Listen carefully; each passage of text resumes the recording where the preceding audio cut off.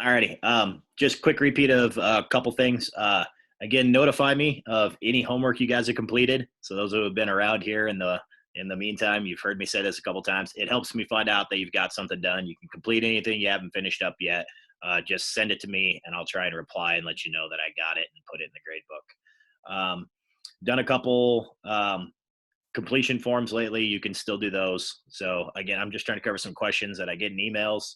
Uh, so for those of you who I emailed you about the periods research, a couple of you guys were like group members, or like, I don't know, Kennedy and Jacob did the same one, but neither of them put their name on it. And Jacob sent it to me, and I had no idea Kennedy had anything to do with it until he emailed me and said I did it with Kennedy. So same thing for a couple of you other guys. So that's just an example. But for the most part, get it done, send it to me, whatever. All right. Last time we talked about the Master Kingdoms and classification. I know that's a doozy of a notes. There's a whole bunch of stuff in there. That's kind of the culmination of several years of breaking down the six kingdoms.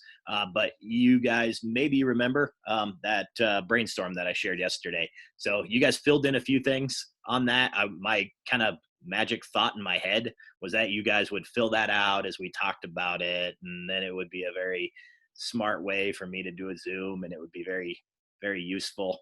So I hope that that worked out. I encourage you guys, if you want, here, why don't I screen share to it? We'll talk about it for a second, and then we'll go on to our last stuff today. I'm gonna stop dragging my feet. Looks like everybody's here.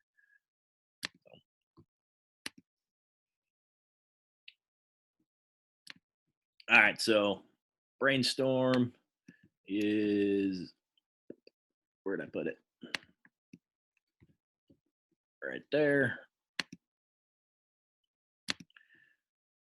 All right. So always a useful thing I've used in the past. This helps students out a lot to understand the different ways of classifying different domains and kingdoms, and then understanding how we classify things within and between our domains and kingdoms. So the prokaryotes, okay, these prokaryotic things are also their own domains. So domain archaea as well as kingdom archaea. Bacteria, both a kingdom and a domain. And then these are our eukaryotics. Okay, Protista is kind of like a junk closet. A lot of modern phylogeneticists are no longer using Protista as a kingdom. So we're kind of going away from that. We use a lot more biomolecular markers and all kinds of different things like that. So Protista is becoming more and more outdated with our new classification system. Or are better, more modern, more advanced. Okay. And then we talk about some of the defining characteristics. So I tried to mention things like eubacteria have to have peptidoglycan, and fungi have to have chitin in their cell walls, and plants have cellulose in their cell walls. Reproduction, we talked about sexual versus asexual reproduction, but there's a lot of really weird stuff in between, like fragmentation, budding, things like that. Those are examples. So again, I talked about a potato can be cut up, put in the ground. The same thing can happen to a sponge. You cut a sponge up, you get multiple sponges. Okay, but they can also produce spores and like make sponge sex and then make new sponges. Okay, so there's all kinds of variation within all these different things. So you can also break things down into nutrition and metabolism, autotrophs and heterotrophs.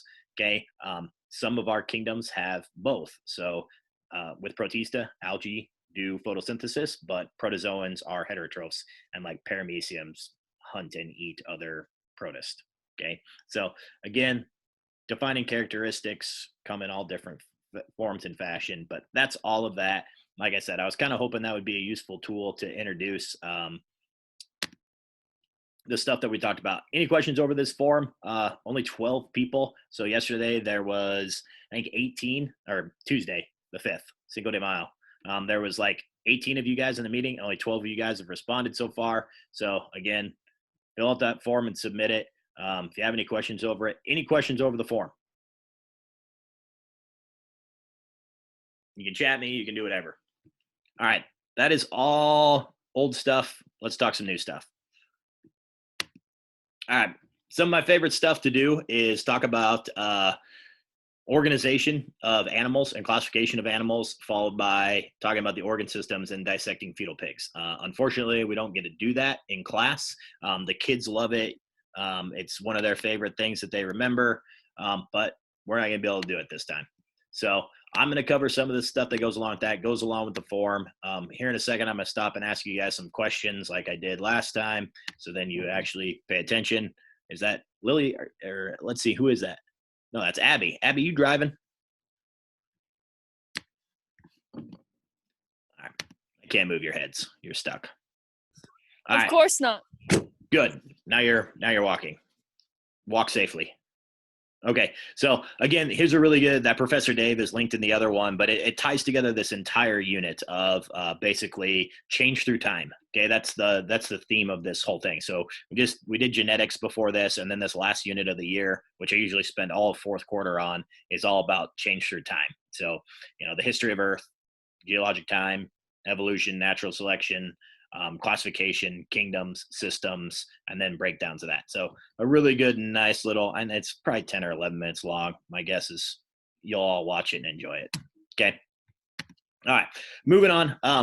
What are the characteristics that we talked about yesterday of animals? What makes an animal an animal? Well, like the simplest animals are sponges, porifera. And the only rules to really be an animal, because animals go like, for some reason, students, if I ask like Jimmy Kimmel, like ask people on the street questions, like if you ask people if a mosquito is an animal, a lot of people will say no. But is a mosquito an animal? Yeah, it's definitely an animal. Okay. Well, no, it's an insect. Yeah, it is an insect, but an insect is an animal. Okay, it's a specific arthropod. It's a uniramia. It's a hexapoda. Okay, it has 6 legs. Okay, there's all kinds of reasons why we can call it an insect, but it's an animal. It's eukaryotic, it's heterotrophic, and it's multicellular. Oh, Kennedy wants back in the meeting. Solid internet. Okay, so again, when it comes to classifying animals, we started out because animals are like the first thing studied. So when it came to like Aristotle and the old school dudes, okay, they studied morphology. So basically just structure and parts. Okay, so looking at the bone structure of a bat, a whale, a human, a person, call those homologous structures. We all have the same thing. We have like a big bone, a couple paired bones, some wrist bones, and some fingers. So a bat has that. A whale has that under his flipper. A horse has that, but they have different numbers of digits. There's all kinds of different things. So that's called morphology. So we talk about organisms' body plans. I'm bilaterally symmetrical. Appendages, I have jointed appendages. Mouth parts, I have a movable jaw. Teeth, okay, mammals, huge. We got different types of teeth. So I got a big, huge, pokey tooth. So our types of teeth, the way we ingest, digest. So there's huge variation between classification of animals. Okay, so I'm trying to help answer some of it. Let me drag this to the other.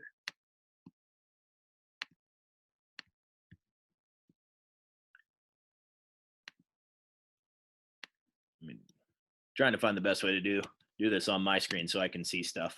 Where do I put you guys? I'll hide you guys down in the corner. All right, there we go. So when it comes to classifying animals and mammals, we have a system. Okay, so move out the way. All right, so mammals specifically are deuterosomes, and that's one really important way we're characterized. That means that our embryo, when it forms, our digestive tract starts at our anus and ends at our mouth. Okay, that's a huge way we classify animals. We're also coelomates. A coelom is just a body cavity. We have several body cavities. Our brain's in a cavity, our heart's in a cavity, our lungs are in a cavity, all of our guts are in a cavity. That allows them to be suspended. If you're a flatworm, okay, they don't have any cavities inside of them. If you were to field dress a marine flatworm, you would notice that it's just a solid block of tissue. They don't have like if you've ever, I don't know, fillet a fish. Okay, there's no guts inside. Okay, their guts are part of their body. They just absorb stuff. Okay, chordates, that's another thing that makes us mammals. That means that we're specifically vertebrates, which is a type of chordate. That means that we have a cord, okay, like a nerve cord or a dorsal nerve hollow tube. Okay, and then there's more specifics. Okay, so again, there's lots of things to help you answer those questions. I'm trying my best to ignore things happening around me. Kennedy, I'm letting you back in again. All right, moving on so I don't keep getting distracted. Okay, what else can we talk about with animal development? Well, mammals, develop from an embryo that has three different layers. So they're triploblastic. And a really important concept that we cover are the different layers of the embryo, the inside, the middle, and the outside. So ectoderm is on the outside, mesoderm meaning middle derm, and then endo meaning inside. So like endocytosis or endosymbiosis or endoplasmic reticulum. Okay. Endo just means inside. So these different layers of stem cells develop into all of our different organ systems and stuff like that. So the endoderm kind of develops around our digestive tract. All the different stem cells there is to just form our digestive tract and some of our associated organs. The mesoderm is the middle layer of stem cells, and they become like our muscles or reproductive organs, a lot of our circulatory vessels and heart and stuff like that. And then the ectoderm is like our nerves, our brain, and our filtering system, like our kidneys. So nephridia is for metabolic waste, as well as our skin, our epidermis. So here's a little bit about how, you got the sperm and the egg, and then you've got fertilization, implantation. The cell starts to divide, becomes a mass, and then becomes a hollow ball, and then becomes a ball with a tube. So this is actually, in us, since we're deuterosomes, this is our anus, and will eventually, this tube will go all the way through up here and develop into a mouth. And then this develops three layers and becomes, you can see these layers developing in here, and these become our different systems. So if you can't, for just 1 second, think about that you started out as a single cell. Every single one of us started out as the unification of a sperm and an egg to make a zygote. And now you are what you are today. If that biologically doesn't break your brain, then you're not really paying attention right now. Okay, because it's an incredible thing how we go from a single implanted zygote to a multi-trillion celled organism with all kinds of complex organs and functions. And it's because as we develop these different layers and the cells differentiate into different types of cells, we develop our organs and organ systems. Hey, that's what we're talking about today. All right. So when we talk about mammal and animal phylogeny and stuff like that, and some of you guys are probably answering the forum questions already, okay, multicellularity, okay, is a big key to being an animal. So our most primitive animal ancestors are the sponges. So we evolved from sponges, okay, just a really long time ago. We also started developing more true tissues, okay. We also developed a certain type of symmetry called bilateral symmetry.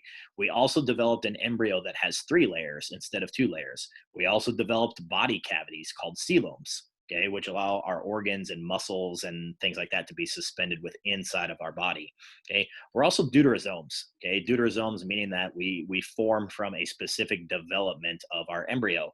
And then finally, we're a segmented animal. Mammals have segmentation. We have a head, we call it cephalization. We have a thorax, and we have arms and appendages, and the ability, we have, since we're bipedal, our hands are freed up to do all kinds of cool stuff. All right, so this is really our ancestral protist, probably a protozoan.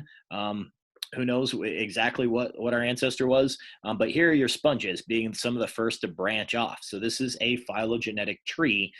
It's a modified cladogram that shows synapomorphies and plesiomorphies, things that we share and things that broke off us from other groups.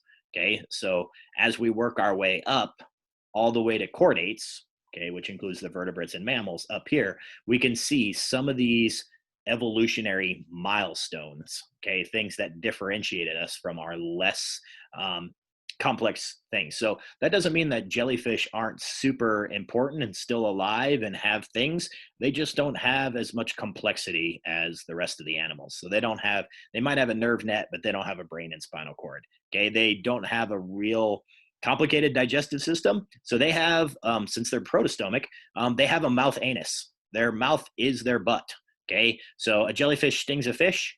The fish goes inside here. The fish digests whatever it can get out of the fish that it ate, and then its mouth later becomes its butt, and it spits out whatever undigested fish it didn't eat right back out through there. So it has a one-way digestive tract, not a two-way. It doesn't start at one end and end at the other. It's just one way.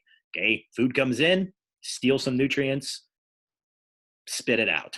Okay, we're lucky enough that we chew with our mouth and get rid of stuff through the other side.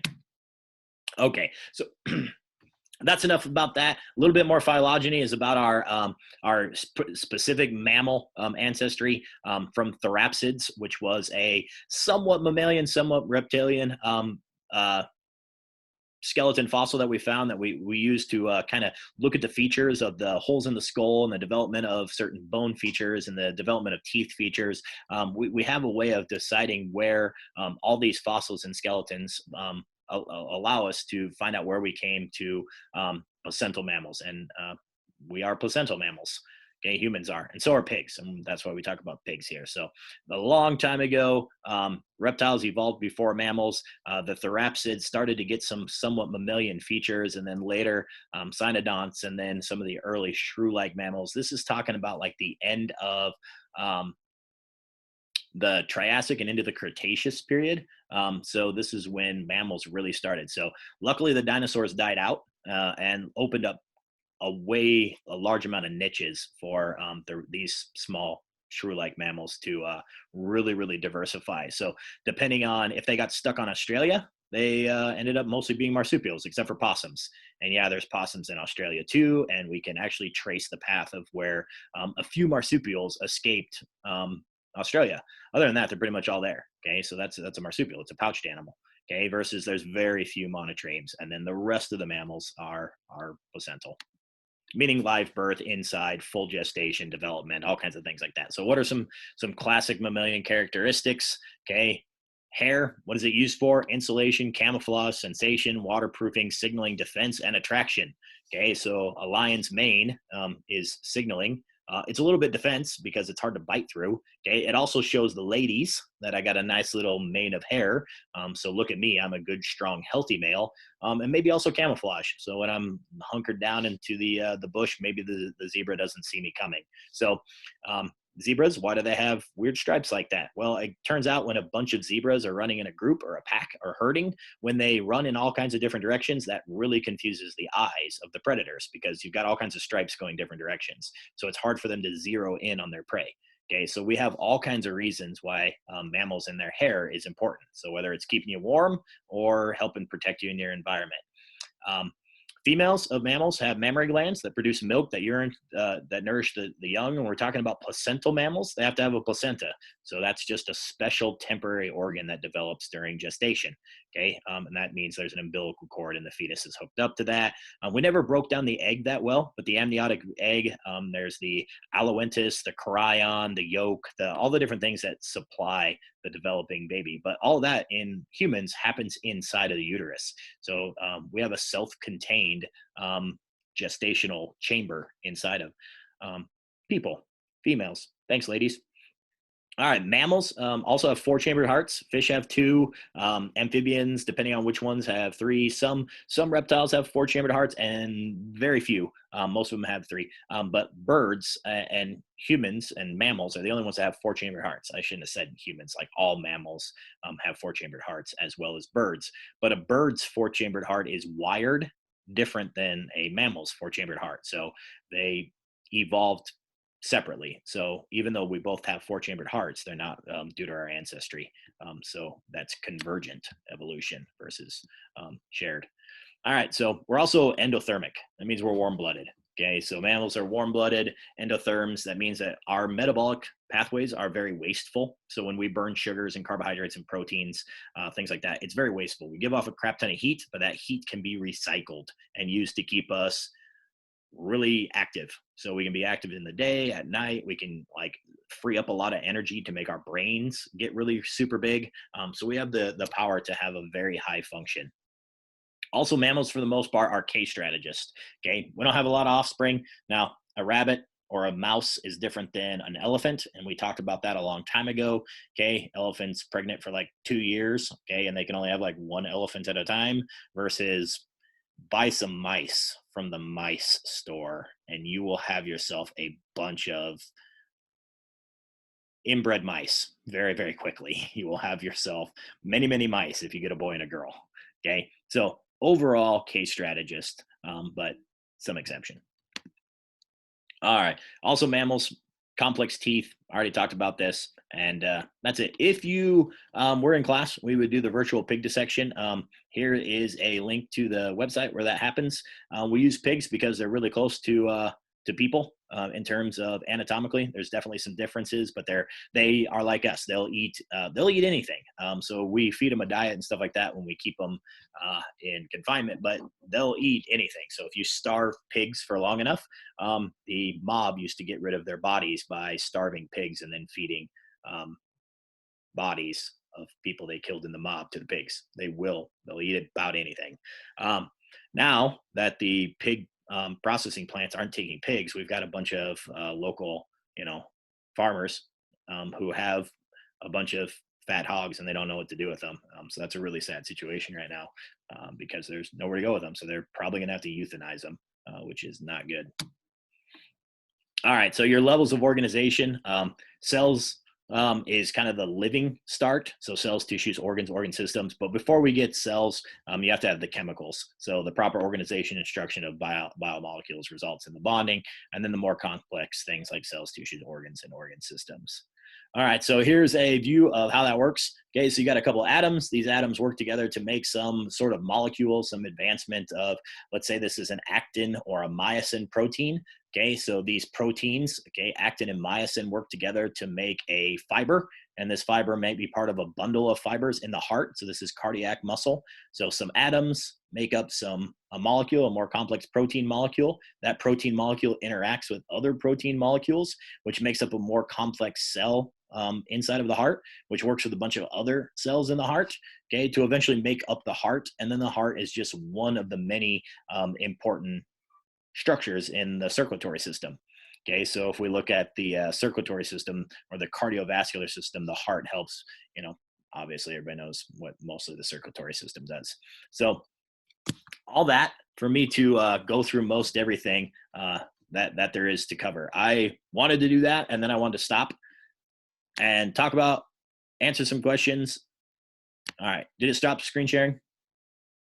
Did I hit the right? Okay, so any questions over any of the forum questions so far? You can, when it says describe the phylogeny of mammals, okay, of course you could write like a short story, okay? I mean, you could write like 2 pages, but again, in your own words, how can we talk about the advancement of animals and then eventually mammals?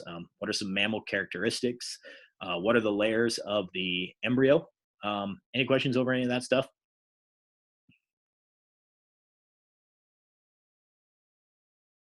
Lily, are you going to ask a question?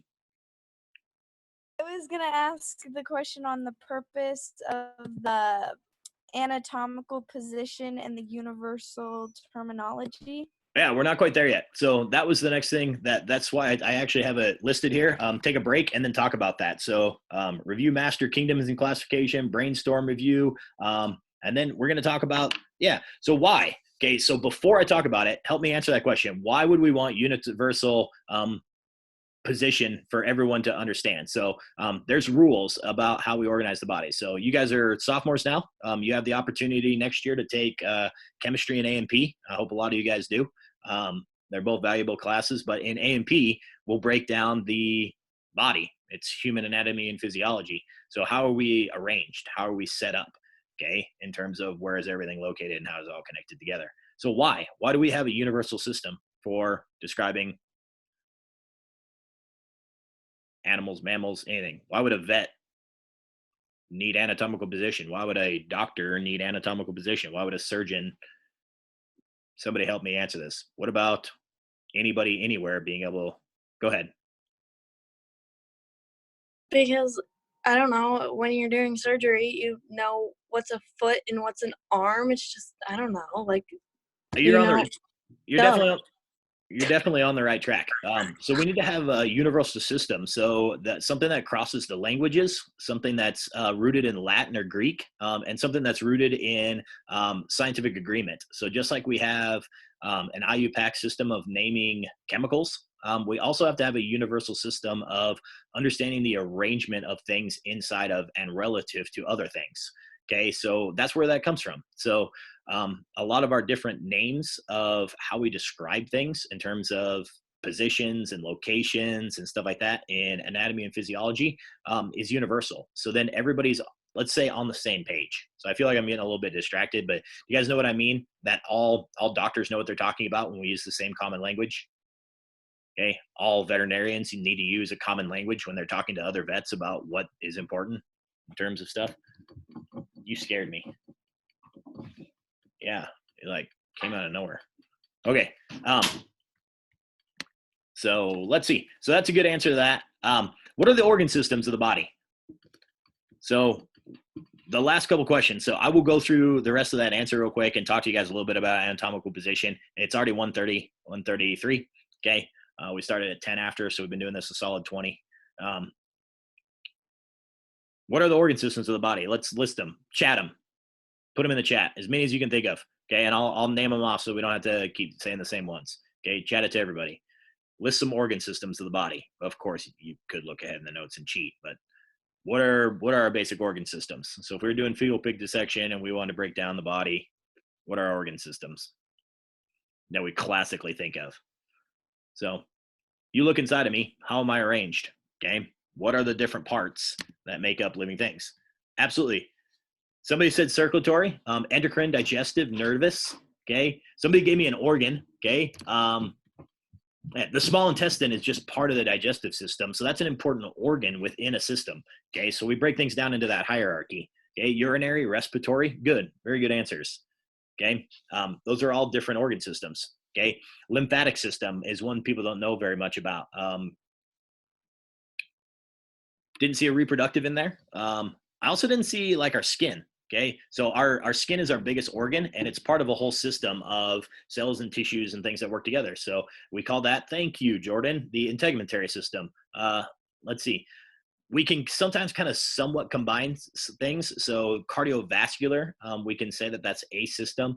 But why do we have a heart? Well, so we can pump to our lungs, so then our lungs can get oxygen. So then oxygen can go through our circulatory system and go to our cells.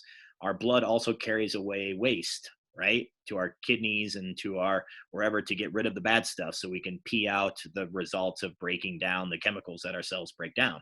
Okay, so is there every single organ system in the body is interdependent on the other ones. They all have to work together. So as humans, we tend to like to categorize things and break things down. But the rest of my body doesn't work if I don't have a functioning heart. The rest of my body doesn't work at all if I don't have a functioning brain. Okay. My body would not do well without a small intestine. Okay. Now there is some exceptions. We can bypass some organs and we can bypass some parts of systems and still survive. But there's some really vital organs that are part of our systems that we absolutely could not live without. That doesn't mean that there isn't, appendixes and gallbladders and spleens and things that can be removed. We have two kidneys. You can go without one of them. It's not as beneficial. You lose a lung. Okay, one of them. That's one of the benefits of bilateral symmetry. But it's not great. I mean, you want to have them both. Okay, life's a lot better that way. All right. So ones that you might not know as much about. Not a lot of people know what the endocrine system does. So what is the endocrine system? So I figured I'd just pick one or two and then finish up. So what is our endocrine system?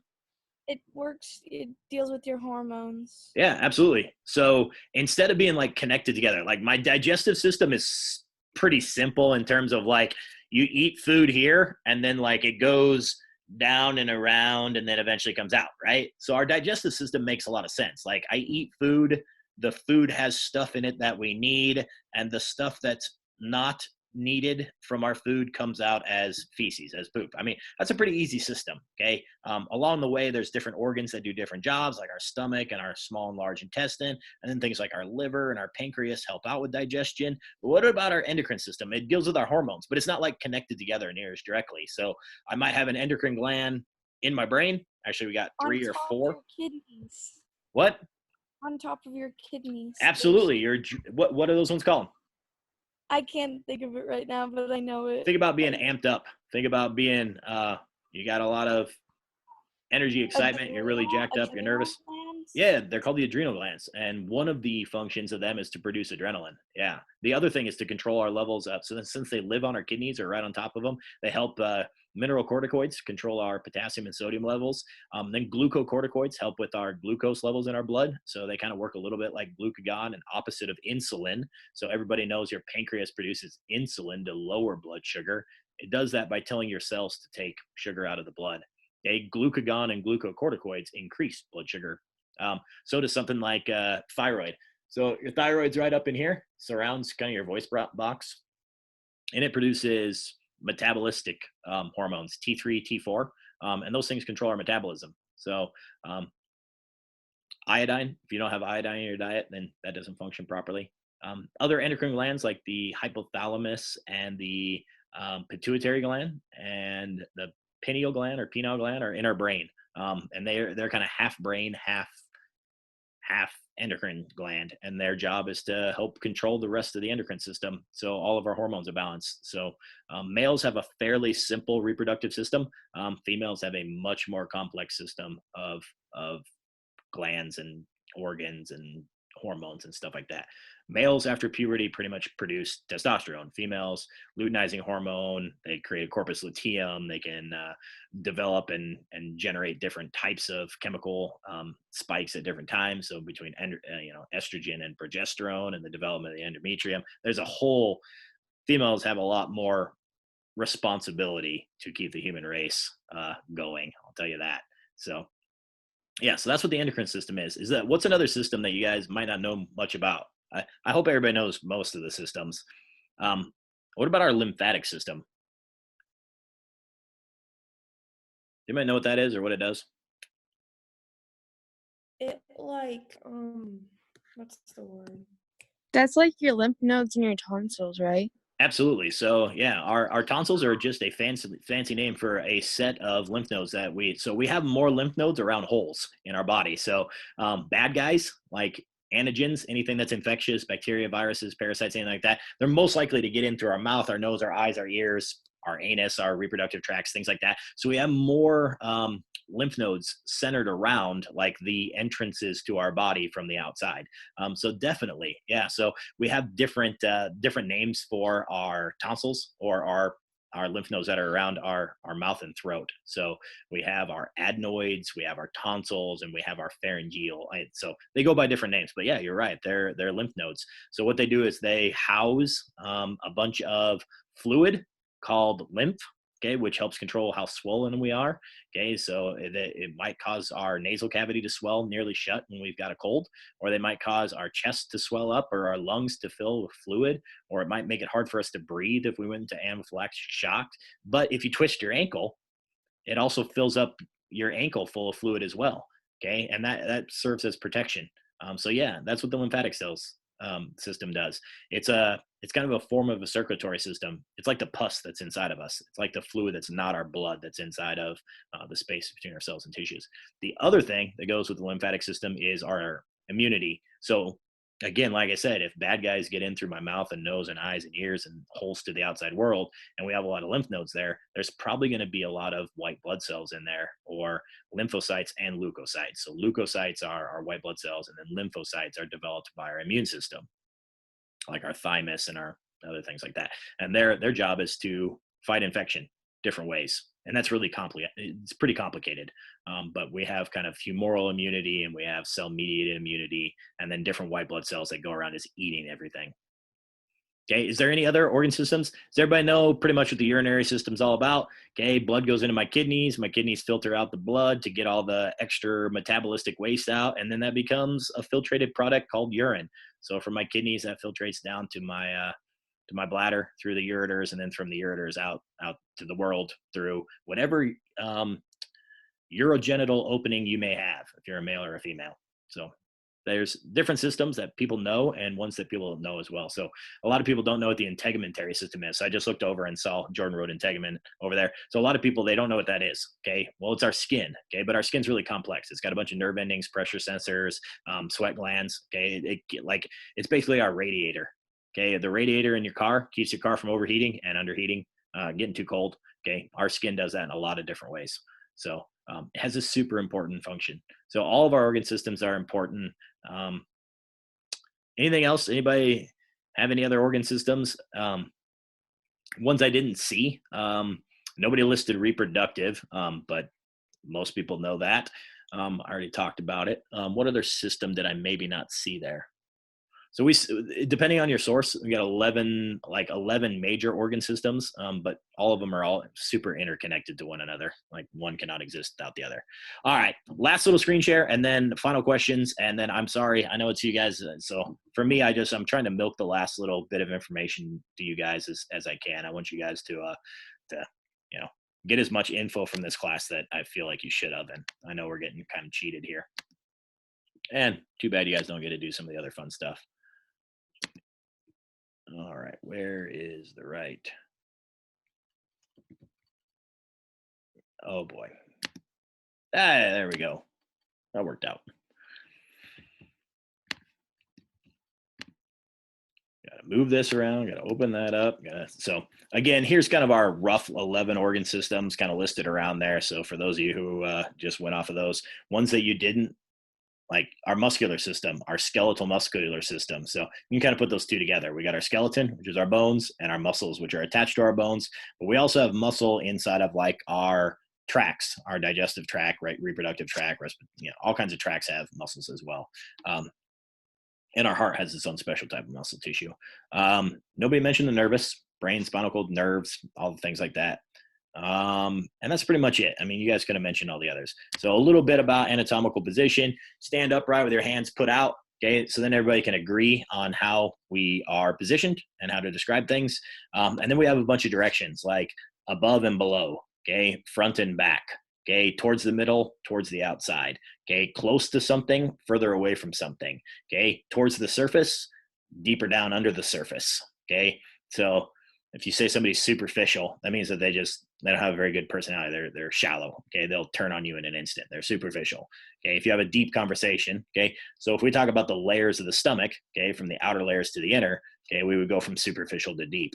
Okay, proximal and distal has a lot to do with like attachment. So like my elbow versus my wrist to my shoulder. So my elbow, my olecranial or my antebrachial or whatever it might be, is proximal to my shoulder than let's say my carpals or my wrist is. So again, universal language, medial, lateral, towards the middle, away, front and back. So dorsal and ventral also works in humans. Okay, dorsal, like a dorsal fin of a dolphin on its back, ventral meaning the stomach or the front side. Okay, that's the same as anterior and posterior in humans. So again, anatomical terminology is used for just making sure that vets and medical professionals and anybody who's in the business of understanding how things are organized use the same universal language. So I hope I thoroughly answered that question now. Then we break the body up into different planes and sections and things like that. So if you want to, like we do an autopsy. So if we want to cut an organ this way or cut an organ this way or slice the body this way, we have different planes of section. So if you want to cut the front of my face off the back of my head, we call that a coronal or a frontal section. If you wanted to separate me in half, side to side, starts with the S, that's a sagittal section. If you want to separate me top from bottom, T, transverse, cuts top from bottom.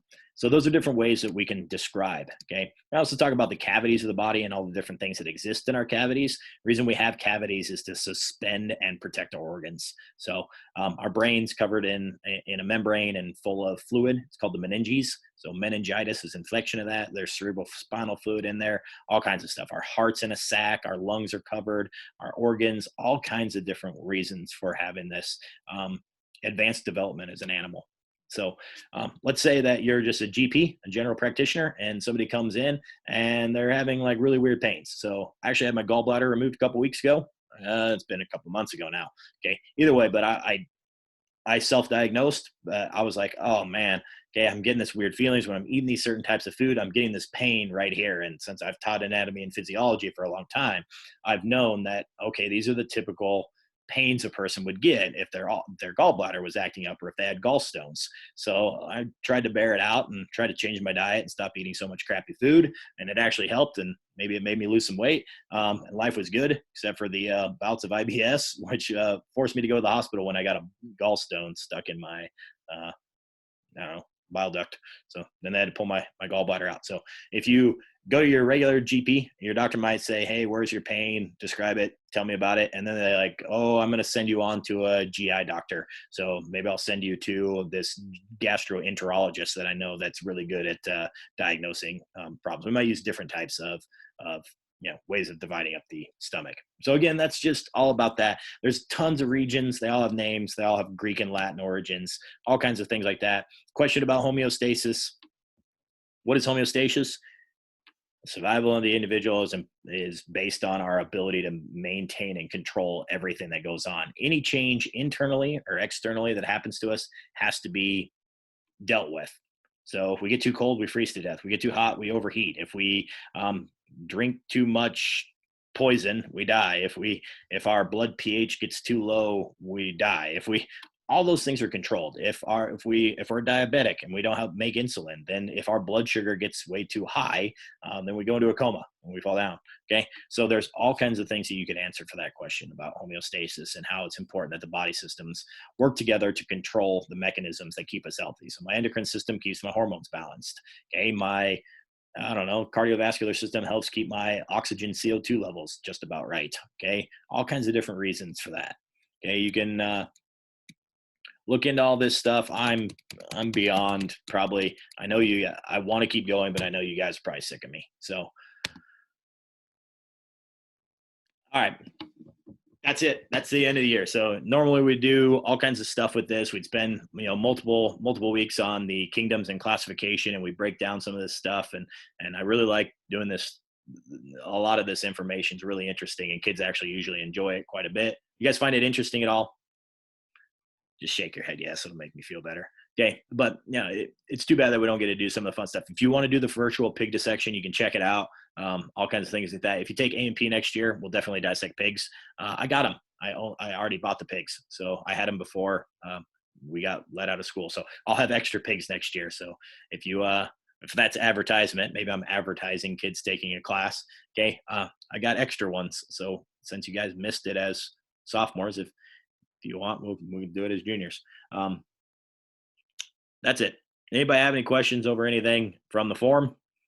Previous assignments, notify me when you get stuff done. It's almost 2:00. Once again, I went way long and I talked the whole time. Anybody? Anything? Okay. Well, have a great summer. Is that something like that? Some people have already treated it like summer. Some people are still doing stuff. If you guys need anything, have any questions, I don't know, hopefully everybody stays out of trouble. Take some chemistry and A&P next year, and I guess I'll let you guys all go. Contact via email. This is it. Later. Thanks. Hey, nice attendance for you guys.